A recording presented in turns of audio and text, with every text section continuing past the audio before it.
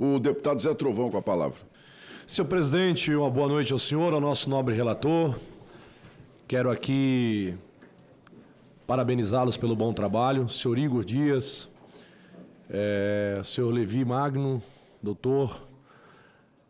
Nós estamos vivendo tempos bem turbulentos, Igor, e eu queria que você, primeiro, entendesse que tudo que eu quero falar contigo não é nada pessoal. Aqui eu faço um papel de investigador e preciso trazer luz a crimes que aconteceram contra pessoas idosas. E claro, que sendo provado no futuro que você tem ou não ligação, o que vai lhe caber é condenação ou absolvição. Mas eu sempre apelo pelo bom senso, de que o silêncio nunca é a melhor saída para nada. Mas assim como o seu advogado lhe instruiu e o senhor tem que com certeza seguir as orientações dele, fica-nos muito difícil de ter apenas um diálogo, conversar, perguntar, ouvir respostas, e a gente acaba tendo que fazer algo que eu não gosto muito, que é afirmar. Mas vamos lá. O senhor faz parte de um sistema de empresas que diretamente e comprovadamente desviaram 700 milhões. Mas esse valor pode chegar, inclusive segundo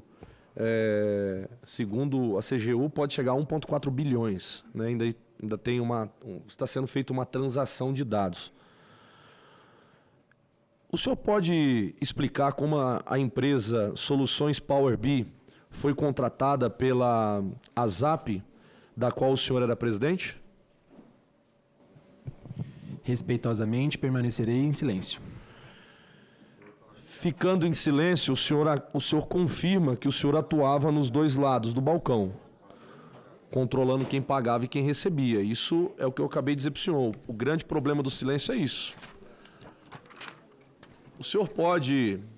O relatório de inteligência financeira mostra que a ASAP movimentou mais de 9 milhões de reais em um único mês, com repasses diretos a Sank Soluções, empresa registrada também em seu nome.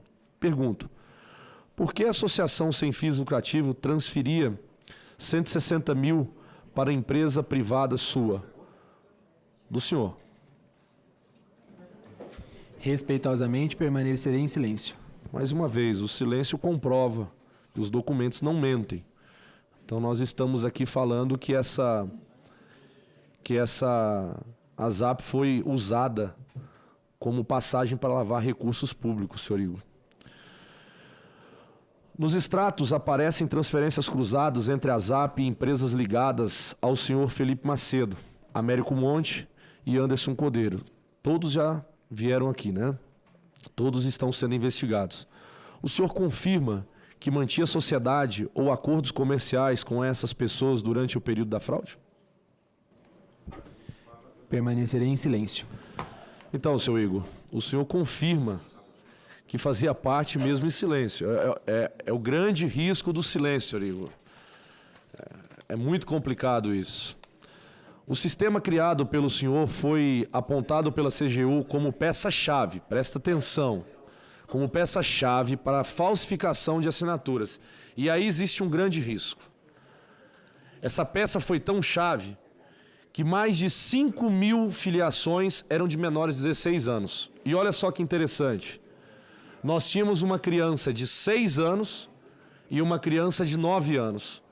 O senhor consegue pelo menos me confirmar se não que crianças não possam ser aposentadas. Às vezes a criança ela tem alguma situação especial e ela pode estar aposentada. O senhor consegue confirmar que essas mais de 5 mil crianças que foram cadastradas pela sua empresa, elas vinham de algum espectro especial para estar cadastrado como aposentado, ou o senhor não tem conhecimento?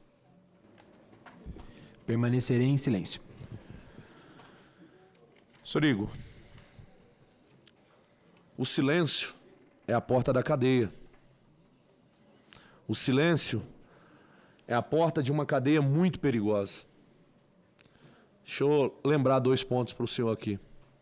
Fraude, estelionatário, artigo 171 do Código Penal, pena de 5 anos de prisão.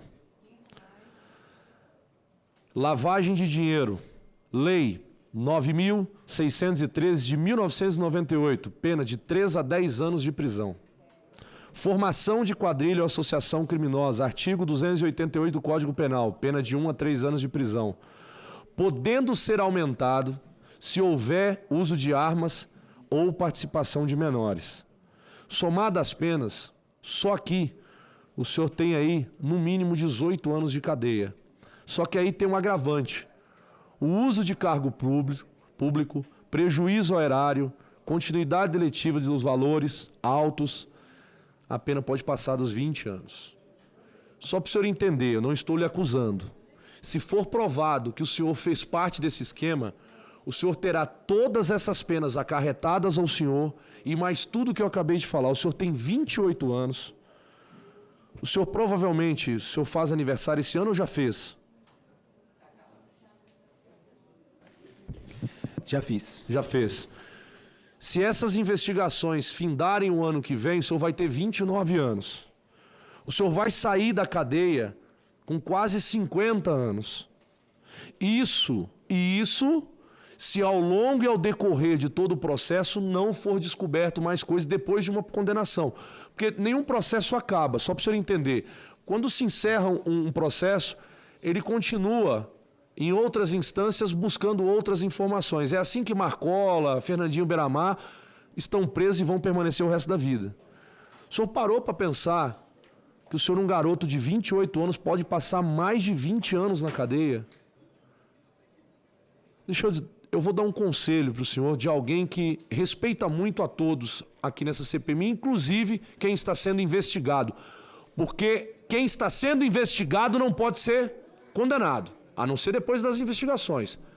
Mas os pontos que são ligados ao senhor e pelo seu silêncio nos mostra que o senhor teve complacência com o crime ou o senhor está protegendo quem cometeu. Porque às vezes o senhor nem sabe de nada disso. Aqui sentou um senhor que a única coisa que ganhou foi viagens pelo Brasil. E ficou claro aquilo, que ele não sabia de nada, ele não sabe como opera. A única coisa que ele fazia era transações bancárias. Então é muito triste ver tudo isso acontecendo. E muito perigoso, porque um jovem de 28 anos deveria ser exemplo, como eu sou. Eu vou falar para o senhor no que eu sou exemplo. Muitos jovens me procuram para se aconselhar sobre dependência química, porque eu fui dependente químico. Assumi a minha dependência química, coloquei isso exposto ao Brasil inteiro e hoje eu sou procurado por diversos jovens para entender como eu consegui sair disso. E o senhor deveria ser um exemplo como um jovem de sucesso por fazer algo bom, não por fazer algo mal. Porque isso a gente já tem bastante gente apresentando. Mas eu quero rebater a umas falas aqui, senhor presidente, que eu achei aberratórias. A CPMI foi criada para desvendar um crime contra idosos, de corrupção, lavagem de dinheiro. E nesta investigação podem ter membros da direita, membros da esquerda, membros do centro, e não nos está aqui posto proteger ninguém.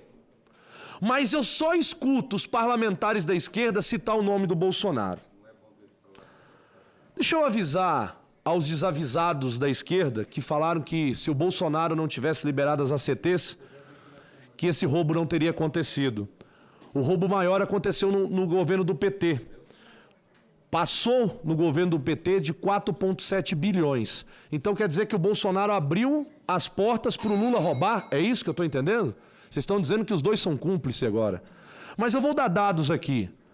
No governo PT, os Correios já chegou a um prejuízo de 7,5 bilhões. A Petrobras já está com prejuízo de 42 bilhões. Se a gente juntar todas as empresas, as estatais, o prejuízo já passou de 70 bilhões de reais.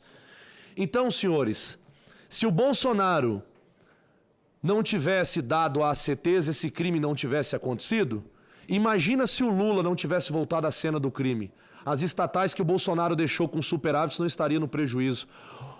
A COP30, que é a casinha de ouro de Luiz Inácio Lula da Silva, tem lanches a R$ 40. Para quem vai esse dinheiro? Então, de corrupção, quem entende nessa casa é o PT, é a esquerda e é Luiz Inácio Lula da Silva, e não Bolsonaro. Com a palavra, a senadora Damares Alves.